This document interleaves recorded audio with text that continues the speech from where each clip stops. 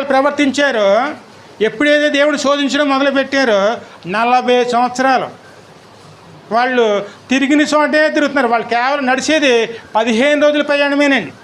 15 రోజుల ప్రయాణాన్ని 40 సంవత్సరాలు కొనసాగించి కానానికి వెళ్ళలేక కడకి ఆ అరణ్యములోనే నిర్మూలం అయిపోయారు. మనం అంతే, జీవితాంతం ప్రభు సన్నిధానంలో ఉంటాం, కానీ పరలోకం వెళ్తామని నమ్మకం ఉందండి అమ్మా? ఈ లోకంలో తిరిగాడుతూనే ఉంటాం, వెళ్ళిపోతామే అనుకుంటాం, మన నడిపించే దేవుడు ఉన్నాడు అనుకుంటాం, వాక్యమే నడిపిస్తుంది మనల్ని.